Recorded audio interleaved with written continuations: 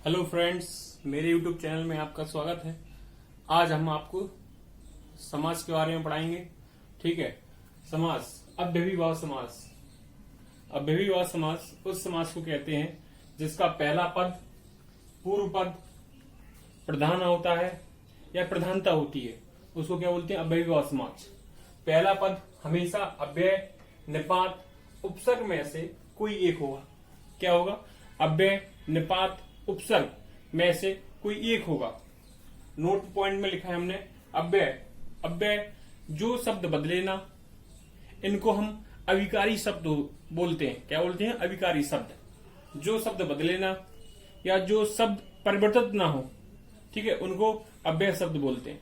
निपात जो शब्द बदले ना या अविकारी शब्द या परिवर्तित ना हो, ठीक है, उनको निपात शब्द बोलते हैं। ठीक है। उपसर्ग कैसे कहते हैं? जो किसी शब्द के आरंभ, प्रारंभ, आगे, शुरू में लगाए जाते हैं उनको उपसर्ग बोलते हैं। क्या बोलते हैं? उपसर्ग बोलते हैं।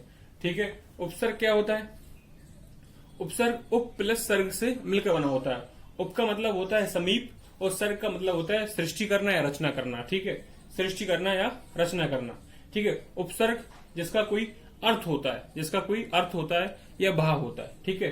तीसरा पॉइंट, यदि अव्यय की आवृत्ति हो, अर्थात अव्यय शब्दों के एक साथ योजक चिन्ह लगा हो। जैसे कह सकते हैं धीरे धीरे, जल्दी जल्दी, यहां वहां, ठीक है, इधर उधर। चौथा पॉइंट, यदि शब्द की आवृत्ति बिना योजक चिन्ह हो तो वहां अव्ययीभाव समास होता है। मतलब क्या है? यदि शब्द की आवृत्ति बिना योजक चिन्ह हो तो वहां क्या होता है? अव्ययीभाव समास होता है। जैसे अव्यय प्लस शब्द, इसकी अव्यय की क्या हो रही है? आवृत्ति हो रही है। तो धीरे धीरे, जल्दी जल्दी, आजकल, अब तक। ठीक है। निपात में प्लस शब्द यथा प्लस शक्ति, यथाशक्ति, तथा प्लस युक्ता, तथा युक्ता। उपसर्ग प्लस शब्द में देखना है अपन को उपसर्ग। आ प्लस मरण बराबर के आवरण, परा प्लस जीत बराबर के पराजीत, निसंदेह बराबर के निस प्लस संदेह, तो कह सकते हैं अपन निसंदेह, निसंदेह। ठीक है। तो कह सकते हैं अपन जी क्या है? अव्ययीभाव समास। दूसरा पॉइंट क्या था? पहला पद हमेशा अव्यय, निपात, उपसर्ग में से कोई कोई एक होगा।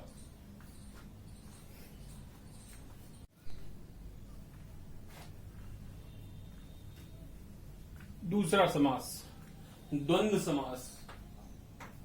इसकी परिभाषा हो जाती जिसमें दोनों पदों की प्रधानता होती है।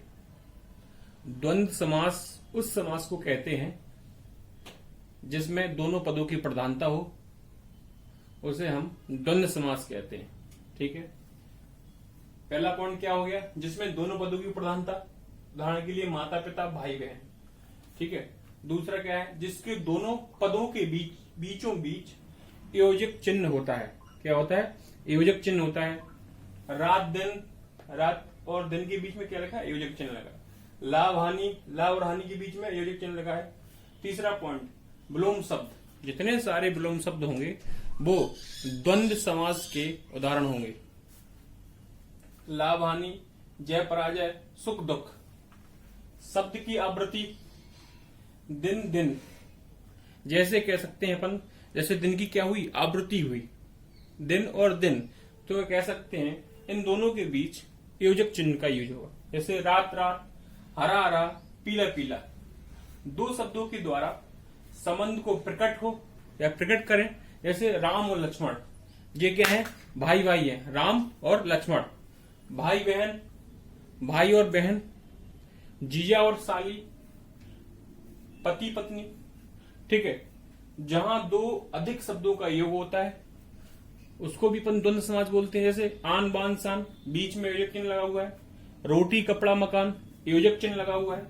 तन मन धन, योजक चिन्ह लगा हुआ है। लाल बाल पाल, इन्होंने इसमें भी योजक चिन्ह लगा हुआ है। जैसे सातवां पॉइंट, एक से अधिक, 1 से 10 तक की संख्याओं को छोड़ करके 20, 30, 40, 50, 60, 70, 80, 90, 100 को छोड़कर सभी संख्याओं में द्वंद्व समास होता है। जैसे 10 योजक चिन्ह 20, मतलब इनके बीच में योजक चिन्ह लगाया तो 10, 20। 12 को भी अपन क्या बोल सकते हैं? 10 और 12। 55 को बोल सकते हैं 50 और 5, 55। ठीक है। 1, 8वां पॉइंट, या 13 को भी बोल सकते हैं 10 और 3, 13। 18 को भी बोल सकते हैं 10 और 18। ठीक है। समास विग्रह करते समय और, व, या, तथा, अथवा का प्रयोग होता है। ये द्वंद्व समास के बारे में बताया गया है कि आप द्वंद्व समास होता क्या है।